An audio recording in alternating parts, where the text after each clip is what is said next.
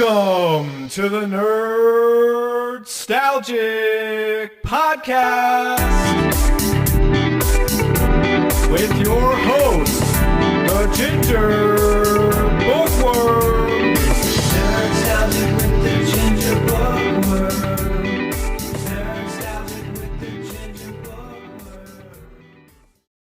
Hello, and welcome back to another exciting but spooky episode of the Nerdstalgic podcast. I'm your host, Luke the Human. Hope you're doing well. Hope you're all good, as per usual. Before I get into today's episode, just got to do a bit of housekeeping. And today's housekeeping is make sure that you follow me on Twitter at nerdstalgic_pod to be kept up to date on everything and anything that I will be doing, reading, watching, and all that jazz. And if you're listening on YouTube, don't forget to like, comment, and subscribe. It helps me out immensely. As recording this, I'm actually 106 subscribers, which is absolutely insane. So thank you for everybody who subscribed so far. And make sure you hit that notification bell so you're kept up to date whenever I release a new episode every Sunday. So, welcome back to Spooky Week 4 for the final week of more horror goodness from me. We have looked at the likes of Critters, Killer Clowns from Outer Space. We did The Stuff last week, which I still can't get over. The Stuff. Every time I go to the shop now and see yogurt, I just think of The Stuff. It's just embedded in my brain now. I haven't eaten any stuff, I do promise, but it's taken over. And I'm just fascinated with that film now. But we've done all incredible B-tier classics from the 80s. I figured to wrap it all off, I wanted to watch a movie that I've only ever seen once. I've only ever seen it once, and last time I saw it, I was very, very young. This film came out in 2008, so I was 10 at the time, and I remember seeing the trailer for it, and always wanted to watch it. Just been amazed, and because again, I grew up with horror, so it was like, oh, this is fascinating. It looks really gory, it looks really sort of brutal, and it's got Andy Serkis in it. I love Andy Serkis, so I was just like, oh, I gotta see this. And I remember late at night, couldn't sleep. And it was on, I think, film 4. It was halfway through, so I started watching it. And it's one of them movies that even though I didn't watch it from the beginning, I lost a lot of the context. I was lucky enough to pull it on the TV, and it had gotten to the part where it was really gory and brutal. And it's just stuck with me ever since. And ever since, it's been one of those movies that whenever anybody says to me, oh, Luke, can you recommend a horror movie? I'm like, yeah, sure. I recommend this movie. All the time. And granted, I've only ever seen it once, and I haven't seen it in a very, very long time. It's a movie that's just stuck with me. It's got an incredible cast. It's incredibly British. It's comedy. It's horror. It's gory. It's brutal. It's fantastic. I love it. And I wanted to do something modern, but do something that I actually love and something I actually have seen before, even if I've only ever seen it once. So instead of finishing off with some 80s B-tier horror, I wanted to go to a bit of a modern British horror comedy, B-tier horror goodness, with today's episode with the 2008 movie The Cottage. Comedy horror about two brothers who kidnap a crime boss's daughter, hold her for ransom in a secluded country cottage until they find that they are not alone in said cottage. I'm really, really excited about this film. I really, really am. Like I said, it's brutal, it's stupid, it's silly, it's funny, it's got great one-liners. I don't know if this movie actually is classed as the B-tier horror, but from my memories of it and looking back into it recently for my research before I got around to actually watching it again and rewatching the trailer, which you haven't seen the trailer, just go onto YouTube and type in The Cottage movie trailer. It's scary, it's spooky, but it's incredibly British and it's incredibly silly. And again, I don't know if it's a B-tier horror, but I would class it as one. It's got everything, all the hallmarks of a classic B-tier horror movie. You know, it's got the gore, it's got the silliness, but at the same stage, you know, it's very brutal. It's got the cheesy dialogue, the funny dialogue. Yeah, so I would class it as a modern B-tier horror. So that is today. Today we're going to be watching The Cottage. As for the IMDb voiceover, it's a bit of a small one because IMDb don't do long ones, but they do enough to really get you into the idea what the movie's about. So, voiceover time. In a remote part of the countryside, a burgled kidnapping turns into a living nightmare for four central characters when they cross paths with a psychopathic farmer and all hell breaks loose in the cottage. Yeah, not so great today. IMDb, they're not really do this movie any justice. As for the cast, we have Andy Serkis as David, Reese Shearsmith as Peter. You might recognise that actor if you watched League of Gentlemen, and he was also recently in Good Omens season 2. He has been in Doctor Who. He was in, actually, a fellow actor of his that was in A League of Gentlemen was also in Doctor Who as well. He's also been in Inside Number 10, which I haven't watched yet. I'm still making my way through the League of Gentlemen. But he's known, and he's the comedy troupe that he's with for doing very dark comedy, horror-ish sort of things. So you might recognize Reece Shearsmith. Also, we've got Jennifer Elston as Tracy, Steve O'Donnell as Andrew. Steve O'Donnell is a classic British actor, not very widely known, but if you've seen any sort of British movie, he is there always, and he's always just a great standout. There's also another character in this, which I don't want to mention his name because if you're a horror connoisseur, you'll know who he is straight away. But he's in this, and I'm going to leave it to the very end because I've got some trivia on this one particular actor. But there's an actor in this that only has a small role, which I didn't notice it at first because at the time I hadn't watched said film that this actor had been in. So I didn't recognize this actor originally, but it is a bit of a bit of trivia for you at the end. So I'll leave that to the very end. But that is pretty much your central cast of the film. The film was directed by Paul Andrew Williams. You might recognize his name, you might not. He directed London to Brighton in 2006. Then he did The Cottage in 2008.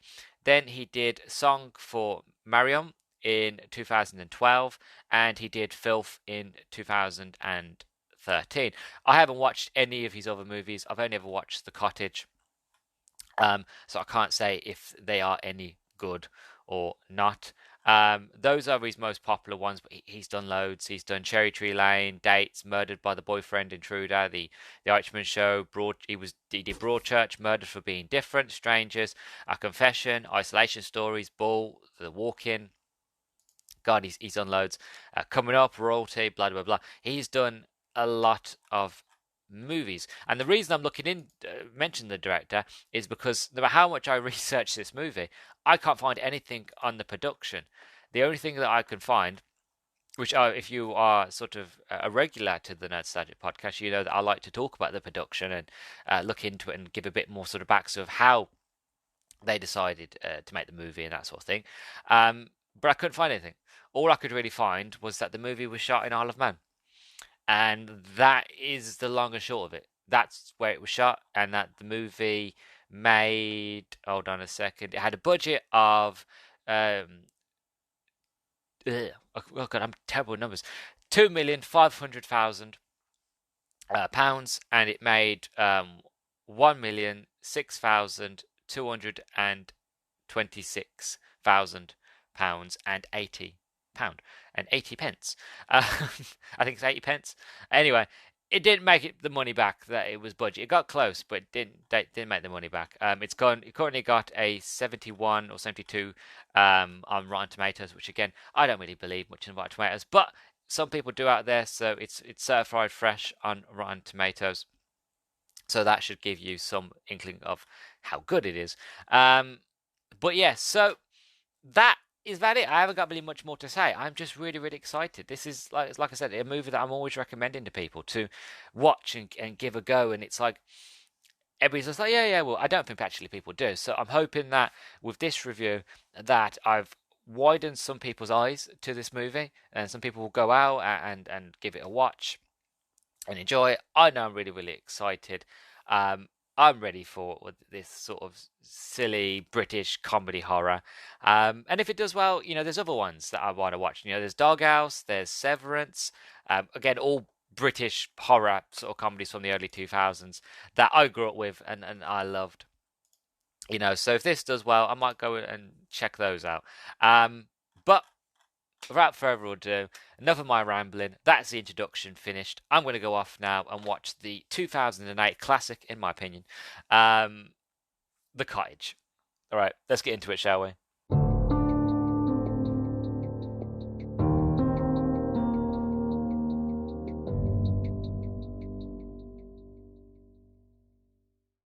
I'm in hillbilly hell. My IQ shopping by the second. I'm becoming one of them. Sorry about that. I just wanted to try something different for the beginning. But yeah, I've just finished watching The Cottage and I absolutely loved it. I had so much fun. I really, really did. Um, it's incredible. Really, really is. It's. I can already say now, without even having to do the review, if you haven't seen this movie, which I doubt most people have, because whenever I mention it, no one ever knows about it. Um, but again, if you haven't seen this film, go watch it. It's incredible. Highly recommend it. You'll have a lot of fun, a lot of laughs, some great kills, some great gore. All of this stuff I'll get into details in a minute. But generally, I don't really need to say anything. It's that good of a time. It's incredibly British, really dark comedy. Go watch it. That's my long and short of it. If I was ever going to do like a quick fire sort of 1 minute review, that would be my review for this movie. It's like, go watch it. But that's not why we're here. We don't do 1 minute reviews here. We do 30-minute reviews at the Nerdstalgic podcast. So let's get into it, shall we? So this movie is a truly twisted British dark comedy film. I would, after watching this a second time properly from the beginning, I will now happily sit here and count it as a B tier horror film. It's campy, it's cheesy, it's funny, it's gory. It has some great kills in it. It's scary, but it's not like terrifying. It just has really good suspense at times. It's no proper, like, there's no jump scares or anything like that. But the horror is done in such a way where the suspense or the music's done in such a great way that I would say, you could even say, even though it is a B tier movie, that it verges close to being proper number A tier as well. How well it does the horror side of it all. It doesn't always play loose and silly with it. Sometimes it actually does try to be a little bit serious, but then goes back to being silly. Because again, this movie knows what it is and what it's trying to do. So a truly twisted British dark comedy horror. I loved it. Just as good as I remember, if not better, now that I've seen it all right from the beginning. Because like as I mentioned in the introduction, I remember watching this movie, but I remember watching it when the shit goes down, when everything starts going south and everybody starts dying. That's when I turned the TV on and started watching it, and it's those moments that have stuck with me the longest, because again, that's all I really remember of this film. And it's been years since I last watched this film. Um, Again, I knew everybody was gonna die because I saw it, but I didn't know how they got to the cottage, how they got to where they were. So having to have that context now, and remembering sort of the nostalgia of those great kills, those great gory moments, I enjoy it a lot more than I remember enjoying it, because now I have the overarching context of the stuff that I missed. So that was quite nice to go back into it. Absolutely hilarious. I was laughing all the way through this film. I laughed a lot more in this than I did laughing through Critters, laughing through Killer Clowns from Outer Space, laughing through the stuff, or should I say the stuff? I was like, not tears, but like proper, like, outrageous sort of like ha ha ha. Well, that was a fake laugh. That's not actually how I laugh, but proper, like, laughing to myself out loud, um, with some of the scenes and some of the things they do in it, doing this. The way, like, Andy Serkis, I would say Andy Serkis in this, he's like the straight man. Like, he is sort of the straight man. He is very serious. He takes what's going on very seriously, and all the others are the fools, are the idiots. His brother's a wimp. His brother's a big baby, and Andy Serkis is basically the brain, the brawn, sort of the head of the family. Um, and then again, he has his brother who's a bit of an idiot, but he's harmless. He's just he's an idiot. He's a wimp, really. There's a big part at the end that I want to mention in special mentions, how much it just proves how much of a wimp he is, but it's one of the most funniest moments that just make me giggle because it reminds me of my brother. But I will get onto that near to the end. And then he has Andrew. He appears up. He comes into the story, and he's just a buffoon. It's just funny how like you just see how Andy Serkis's character is playing the straight man in all this comedy, and he's got some great one-liners as well, some great quotes, and he's just trying his best not to lose his shit for this whole movie. Like this movie, it's a lot slower start than the rest. The first 30 minutes is basically David trying not to lose his shit with his brother Peter and Andrew. That's the first 30 minutes of it, while he's also trying to deal with the fact that he's got Tracy upstairs, the girl that him and his brother Peter have kidnapped, and he's just trying to be like, look, all I want to do, stop being a pleb, get the money, we'll give the girl back, and we part ways. That's it, basically. But it all goes wrong. His brother starts messing up. He says he's like, they're wearing masks, but he goes David, and his brother's looking at him like, you just said my name. He's like, oh shit, sorry, did I? And he's like, yes, it was one of the first things you said. I distinctly walked into the room and said, don't say my name. We're going to use like fake names, and then as soon as you walk in, you say my name. And then you got Andrew. He walks in. He's bought a mask, but the mask he put the wrong one. It covers his whole head, but there's just a big gaping hole so you can see all of his face. And he walks in, and the girl recognizes him, and it's a complete shit show. It's hilarious. It's funny. But that is like the first 30 minutes is really sort of setting up this, like, how can I explain it? Because like after the first 30 minutes, the real sort of tone of the movie changes. It turns into pure horror and gore.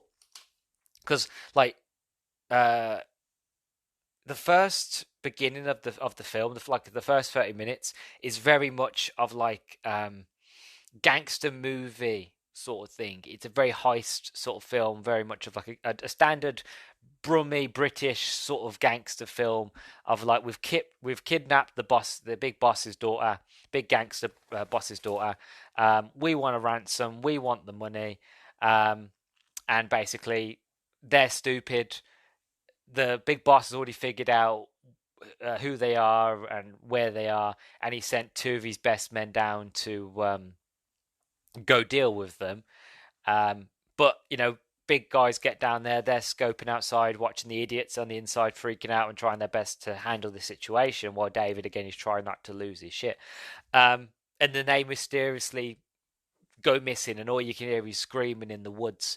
But the guys that are inside, the kidnappers, they're oblivious to all the screaming and all that outside, because they're just too busy screaming at each other and trying to focus on what's got Tracy upstairs, as she's basically like, she's got a potty mouth, and I can't repeat any of the words she is because most of the words are the C word. And she's got a proper like, is it Scouse? She's got a proper thick Scouse sort of English accent that just when she says the C word, it just sounds so good. Like, I don't like the word, but it just sounds so good. And most of her dialogue is her just calling people pussies and the C word and fuckers and idiots. And yeah, I do apologize. I don't tend to swear in my episodes, but I figured because it's Halloween, I'm just going to have a bit of fun. And that's why I've sweared more than I do. I tend to usually in my podcast episodes. But it just comes with it. Like, there's no way you can't explain this without having to swear, because there's a lot of swearing in this. And when you're talking about British comedies, or you're talking about British horror or gangster films, that sort of thing, there's always tons of F-bombs, tons of C-bombs, S-bombs, tons of vulgar bombs, and you just can't help not sort of, especially being British, just pick it up and go, all right. Yeah, I was just about to say one and I cut myself off quickly.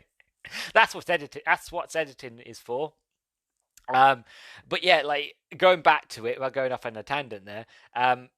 It quickly turns from heist gone wrong gangster movie to Texas Chainsaw Massacre meets The House of Wax. aka hillbilly hell, really. Um, Again, don't let that put you off. Like me saying over the first 30 minutes is just them being stupid and comedy and that sort of thing. It's funny. It's like there are suspenseful moments. There's some great acting here. Like the lines are silly, but the actors are being, even when they're being stupid, they're being serious. The actors are properly, like, these are some good actors here. Reese is a good actor. Reese Sheeran, he's a fantastic actor. He plays Pete. Andy Serkis, again, who plays David, incredible actor. I'm a huge fan of Andy Serkis. He's one of my favorite actors of all time. The girl that plays Tracy, she, again, proper giving a good performance here. So even though the lines and the dialogue is cheesy, everybody is like not overacting, but they're putting in a pretty good performance here. Um, and you gotta respect it for that. But yeah, proper. After the first 30 minutes, it goes into real horror territory. It's suspenseful, and I'll be honest, this is the first out of all the films I've watched so far for Halloween. This is the first film I've actually been somewhat scared in, like not terrified, but it's very suspenseful. I've forgotten a lot of the moments in this and a lot of the things that happened in it. And it is scary when you have the farmer, because we don't really have a name. He's just the farmer. When the farmer does appear and he's hacking and slashing and all that, it is quite terrifying. And as they're trying to run through the cottage, run through this little farmhouse, trying to get away from him, and he's busting down doors and he's brutally killing people. And there are times where it's quite scary, especially when the characters are making stupid mistakes. They're in the cottage, for example, and Tracy's gone upstairs. She's gone to look for a phone, and basically Peter's downstairs. He's all busted up, and he keeps hearing noises from the cellar, and the cellar door's closed at this point. He's screaming out. He's freaking out because he can hear noises. Tracy comes down, like, "What are you being a pussy for? Like, what's the matter? What's wrong?"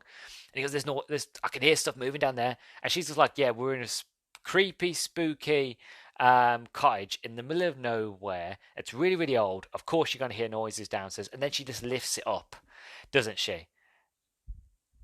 And then all hell breaks loose. Like, if you hear noises coming out of any cellar, don't open the door, don't go down there, and don't linger. If you're going to open the door, don't linger. Don't take your eyes off the hole. Keep your eyes 100% on the hole at all times. She does all of them things and more. And yeah, she pays for it, basically. Like, the gore in this film is incredible. It's amazing. Really well done. Same with the kills. They're all very brutal, very well done kills, to be honest. Peter and Tracy, they meet the farmer first. It doesn't end well for them. I don't really want to give away a lot of the kills, because some of the kills are very, very creative and well done.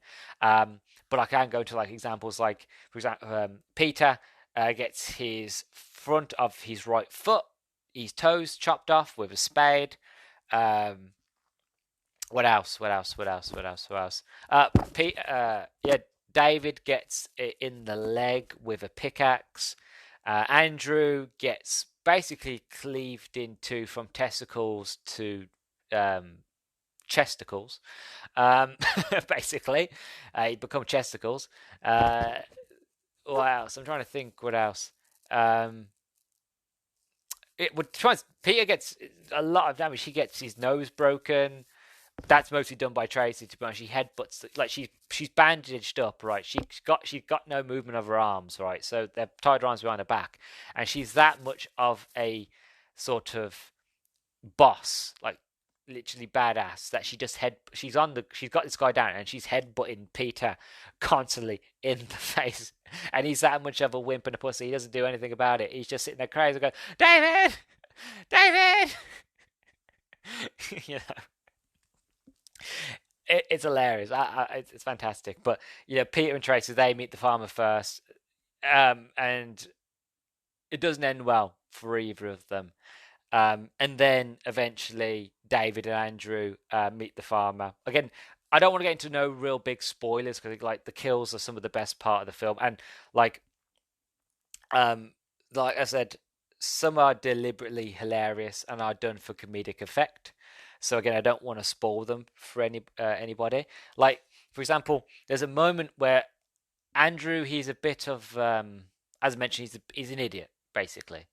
The engine's running, but nobody's behind the wheel. The best way to put it. And basically, him and David, they're looking for Peter and Tracy because Tracy's the like I should mention Tracy's the girl that they kidnapped and she got free and she's got she the reason her and Peter got away is because she managed to get a knife and she's like getting Peter leading him away to find a house where they can find a phone. So that's why they found and got to the cottage because they were looking. Tracy was looking for a phone to call the police, call her father, to basically come round to save her and to kick the arse, living shit out of Peter and David and Andrew. So that happens, and then you have the moment with Andrew and David. They're in the field. They're making their way to the cottage, and again, it's a fantastic line, and it's the comedic timing of this is just impeccably well done. It's so well done, and I forgot it happens. And when it happened, I burst out laughing. I did. I thought it was hilarious, because it was that well done. So you had the punchline. No, hold on. No, sorry. You had the build up. So the build up is they're coming to the field. They're close to the cottage, and Andrew says to David, "Didn't there be any traps?" David goes, "Well, no. I wouldn't think so." And laughs. So they're still walking. Andrew goes, "Are you sure? Because we're in a farmer's field, and a farmer always has." And before he can finish the line, right, he stands on a bear trap, and it just clamps on his leg. And I laughed. I thought it was hilarious because it was just the comedic timing of his legs. Like you had the setup of Andrew bringing it up, and then the punchline was him standing on a trap and getting his leg caught. Right, hilarious. And then David's like, "Oh shit!" So he tries to help him. So he manages to pour it free. Managed to pour it free and pull it down. And then he hears a scream. So he turns around thinking, "Oh, Peter." And as he does, obviously he lets go. And the trap goes back on and crushes Andrew's leg again. He's screaming, "Ah! Ah!" Like that. I know. I'm sick. I'm sorry. I'm a bad puppy. I'm sick. I shouldn't laugh. But some of them are just done so comedically, and there's so much screaming in this, and it's all the screaming's done by the men, mostly Peter and Andrew. Um, it's funny. It's hilarious. I just couldn't help but just laugh all my way through. On my way through, just how many times it happens, and I ain't gonna spoil the ending or anything like that. But like you do you do get little bits of story here and there to you try as you sort of unravel as well. Should I say David unravels who the farmer is, why the farmer's doing what they're doing, why the farmer has killed loads of people. Why the people of the village told David that he should stay in his doors at night. Very sort of werewolf in American Werewolf in New York sort of thing. When they go out for a hike and they go to the bar, and he goes, you shouldn't go outside. You shouldn't be walking the hills at night. People go missing, and that sort of foreigners and that go missing, and local people don't. It's like last very long around here. Obviously the villagers all know. They know what the crack is, but they're not going to give it away. Like they're going to give you the vaguest warning ever, which if anything is just going to creep you out and make you want to run for the hills. But their first words are like, yeah, don't go into the woods, lock your doors, stay inside, do not leave. But again, the most vaguest of things. But again, they do. They all go into the woods. They all leave, and some of them die in the woods, and then others die actually in sort of the cottage. But it's fantastic. Absolutely, it's incredibly well done. Horror film, dark comedy, hilarious. It hits all the right notes. The gore, the brutality, the story beats as well. They work, especially when you piece together that you understand as to why, why the farmer's doing what is doing what he's doing. it gives you that thing of like, where's the wife, where's the daughter, where are they? What's he done to them? The house is so pristine, but there's there's face masks everywhere, and there's like actual human heads right in. There's hands and fingers like dotted around the place. Like everything looks so clean and pristine, like it's normal. But the bits like there's hands in the fridge, for example, um, and there's like wedding ring. There's a wedding ring, and there's a severed hand somewhere, and it's all very sort of. You know what I mean? It's like very like this is we should leave. Um, but again, once you're there, it's too late. You can't leave because he will get you. He will. The farmer will find you. Um, but yeah, very very well done. I really really enjoyed this film a lot. I do want to do a special mention before I sort of give my overall thoughts and feelings. Um, Pete, there's this running joke in the film, and again, this shows how much of a sort of wimp um, Peter is. He's scared of moths, right? Now, nothing wrong being scared of moths, nothing at all. I'm scared of spiders, but it made me laugh the most is because my little brother doesn't like anything. He doesn't like any. He don't like not just moths. He don't like moths, but he doesn't like any sort of flying insect. I remember once we went to a butterfly farm, and we told him we explained to him what a butterfly farm was, what it is, how it works, the idea, the concept behind it. And he went, "Yeah, yeah, okay, no problem." So we go into the butterfly farm, and it's one of those like you can't go back; you have to go through to get out. As soon as we get in, I remember his face. He just sees these butterflies, and he just freezes dead, and he attaches himself to me.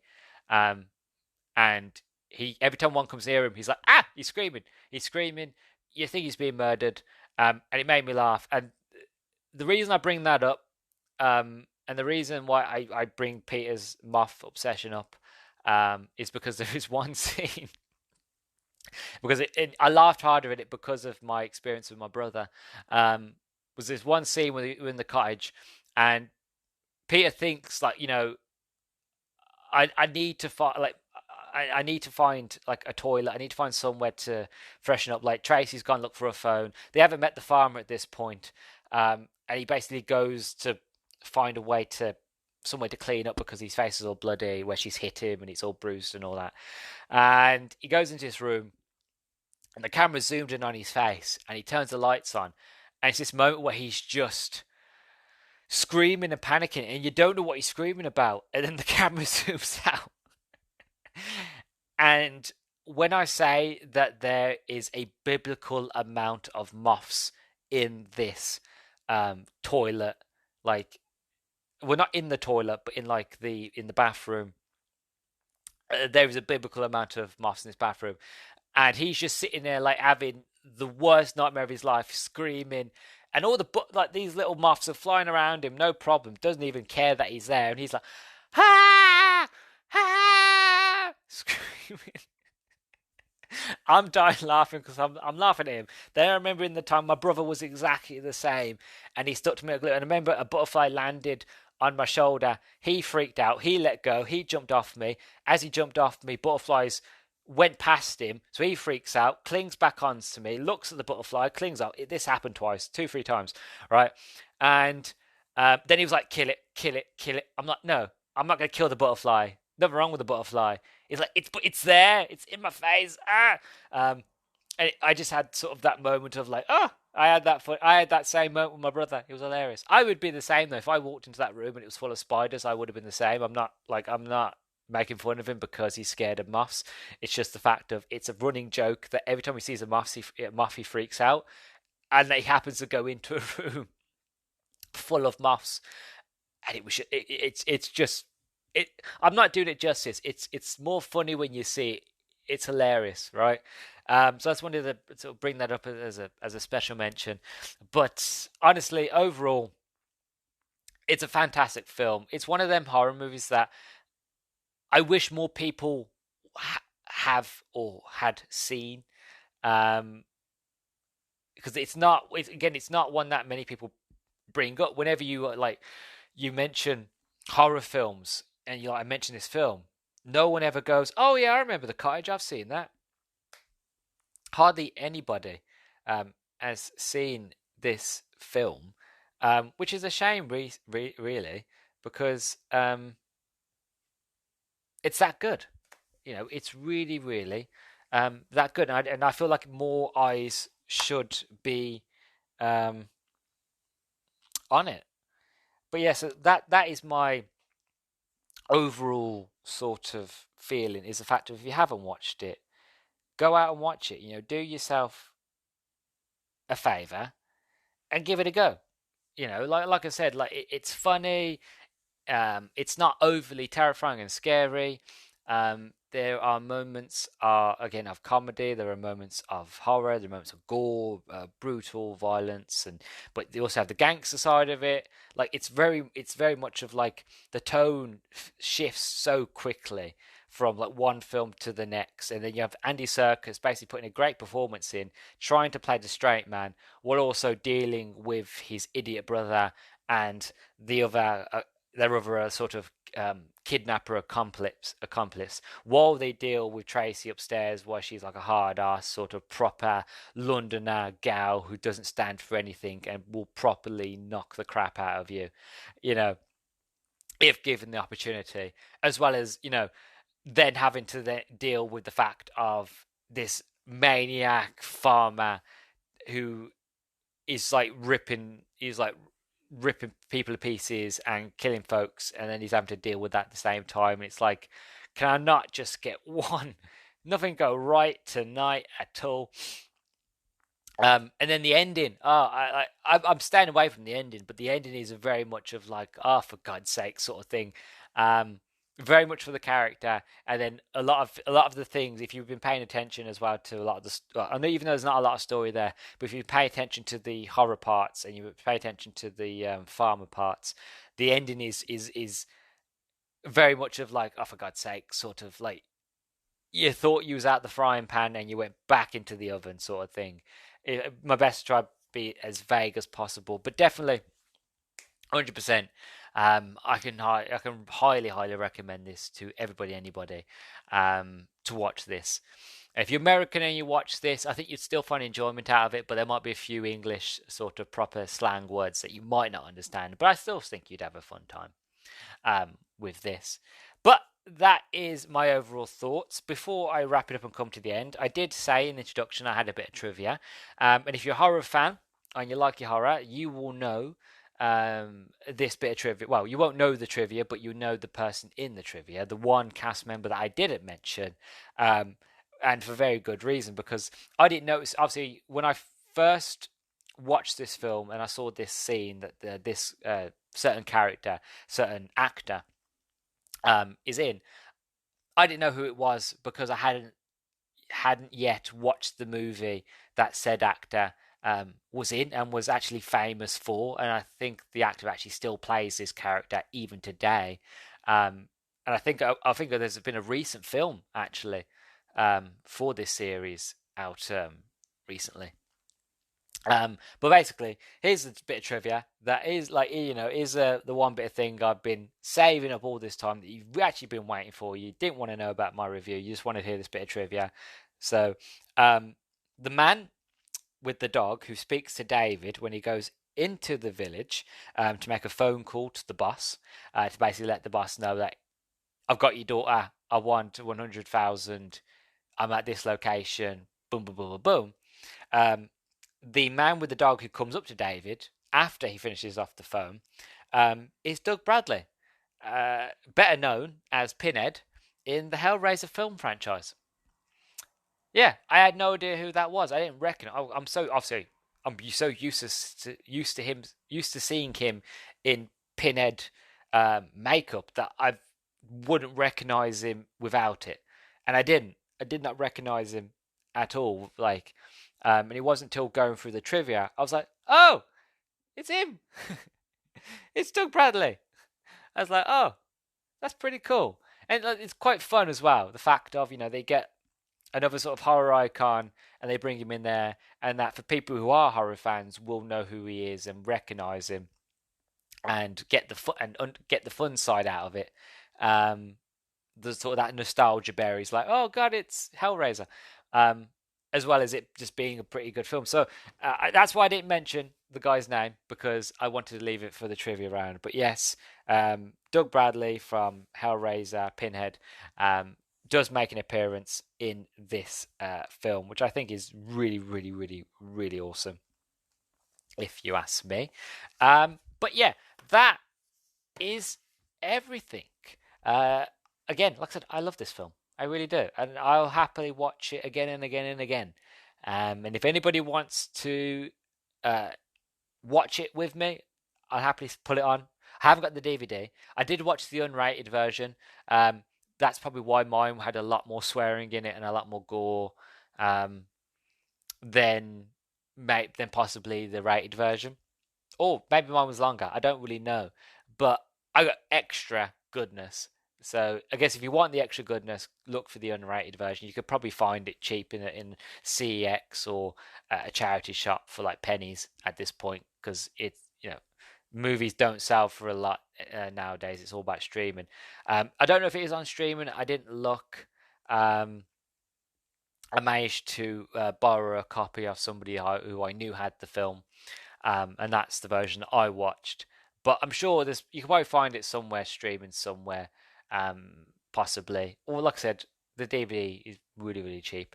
But yeah, so that is my thoughts and feelings on the 2008 horror classic, in my opinion, The Cottage. Um,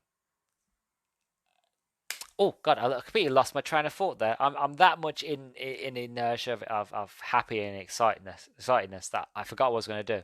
Oh yeah, the ending, wrap it up time. So thank you very, very much for listening to my thoughts and feelings. If you want to know more of not just of films and video games and books and things like that, that I'm doing and reading and watching and all that jazz, don't forget to follow me on Twitter at nerdstalgic_pod. Or you can catch me on YouTube at the Nerdstalgic Podcast. If you're listening on that and you haven't subscribed yet, don't forget to like, comment, and subscribe. It'll help me out immensely. So thank you very, very much there. Also, you can find the Nerdstalgic Podcast basically anywhere and anywhere that you can find podcasts. Just go onto Google, type in the Nerdstalgic Podcast, and it will give you a long list of all the platforms that I'm on. The only place you won't find me is Apple Podcasts.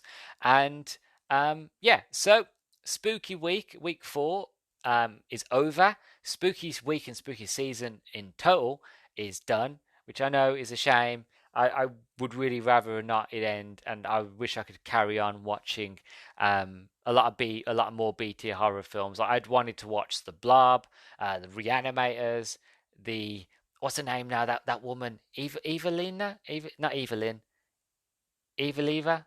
I can't remember. I forgot her name. Oh, I can't remember. Like the Queen of Darkness, I think her name is. Evelyn? Evelyn? Yeah, something like that. I wanted to watch those. Those were recommended to me. I wanted to watch Soylent Green because I've only seen bits of that and I wanted to watch that. So there are many, many other things I want to look at. And if all of these sort of films that I've looked at, if they've done really well and people are interested, then I might make it a more regular thing and do a lot more sort of B tier horror films. Or if people want to give me some recommendations, I can leave it till next Halloween, and then we can pick through there. We can see what we do. But I do want to say, at the bottom of my heart, thank you for sticking with me this Halloween. Thank you for listening, everybody who's come back and listened to the episodes, people who commented, and people who have sort of gave me feedback and that sort of things. It's really, really appreciated, and I'm glad that people enjoyed this, and I've enjoyed it. It's been a fantastic time, and I just can't wait to do it all over again. But one more bit of surprise I have before I properly go, before I leave. I do have one more surprise. Horror season isn't technically over. Well, not for the Nerdstalgic podcast anyway. I have a special, shall we say, bonus episode in store for you next week. I'm not going to give any hints as to what it is or what it pertains to be, but I will say that if you listened last year to the podcast last Halloween in season one, you know that I'm a fan of this series, and that it's probably one of the longest episodes I've ever done. Not the one coming next week, the one last year. And I decided to delve deeper into that topic. So if you're interested, and you think you might know what it is, then by all means go back and do a bit of detective work, either on YouTube or on Spotify, to see what spooky things I was doing last Halloween. But if you're not inclined to do that, that's completely fair. But rest assured, there is a bit of a bonus surprise coming next week, and that I think you'll all very, very much like it. Um, I had a well of a time doing that, and that one is pre-recorded. That one I finished quite a while ago, mainly because I had no idea how long it would take me, so I wanted to do it as early as possible. um, but it's going to be good, and you're going to enjoy it. And I had a lot of fun with that one. So you've got a lot to look forward to next week. It isn't over yet. Things are still coming from me. Not just the bonus episode, but after Halloween as well. After the bonus episode, I have a few, shall we say, fun episodes saved up. So that is me. That's me done teasing. I'm not going to tease you anymore. I'm not going to say any more, because if I do, I'm really going to say something and I'm going to spoil it, and I don't want to do that. So, without further ado, I have been your host, Luke the Human. You've been listening to the Nerdstalgic podcast. I've had an absolutely whale of a time this Halloween season, and I can't wait till next year. But until then, and until next week, I will catch you on the flippy floppy side. I've been your host, Luke the Human, and thank you very, very much for listening to my episode and joining me on this spooky, spooky ride.